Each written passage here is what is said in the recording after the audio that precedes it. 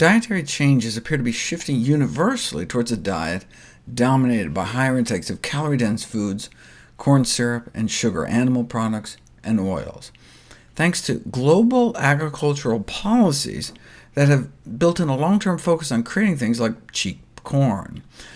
Consumption of these foods high in saturated and trans fats, salt and sugars, the cause of at least 14 million deaths every year. 14 million people dead.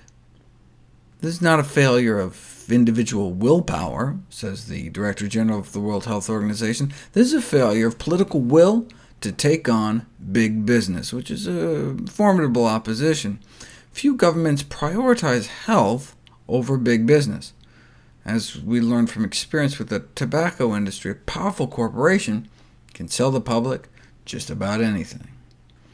This is difficult terrain for many public health scientists. It took 5 decades after the initial studies linking tobacco and cancer for effective public health policies to be put in place, with enormous cost to human health.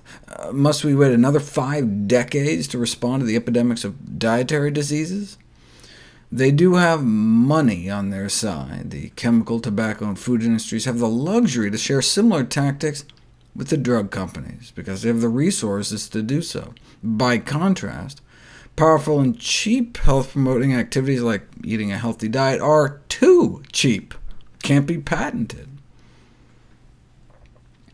Preventing cardiovascular disease is not an easy task, because it means engaging in a battle against strong industrial sectors, but it is possible with sufficient political courage.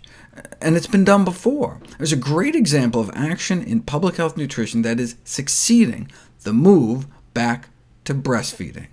Breast milk doesn't make anyone any money, and so companies like Nestle pushed infant formulas, and millions of babies may have died as a result. So a global movement rose up and resulted in the passage of a code regulating the marketing of breast milk substitutes. As the Director General of the World Health Organization at the time said, without their constant lobbying, reminding us of our duty as public health officers, they simply would not have had the courage to do it. What has this got to do with nutrition and food policy now? Everything. If we want to improve public health, we need to seek out the food and nutrition equivalents of green peas. We should be prepared to stand up and be counted, even if it puts jobs and careers in nutrition on the line. To do that, the healthy food movement needs to stay united. Philip Morris is still fighting into the 21st century.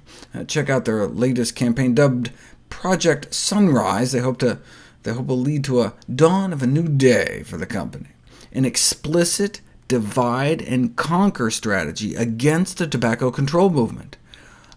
This is from the actual internal planning documents. They figure the #1 vulnerability of the anti-smoking movement is that their success may blind organizations to carefully orchestrated efforts by the tobacco industry and its allies to accelerate turf wars and exacerbate philosophical schisms. Their overall objective was to attack the credibility of anti-smoking movement by creating schisms, to force them to fight amongst themselves. Think of how much that we already do in the healthy food movement, right? But it's distracting us from the bigger picture. Because unity was defined as a source of strength for the anti-tobacco movement, anti-smoking movement, one of their primary strategies was to drive a wedge between various anti-smoking groups. Another was to weaken the public health movement's credibility. One strategy to weaken the credibility of anti-tobacco groups is to develop communication strategies to demonstrate the extremism of the health prevention movement. First tobacco, then alcohol, then meat, then who knows? Not only are tobacco lawyers a bit spelling challenged, but public health groups are part of a health promotion movement. Health prevention is more the purview of big ag.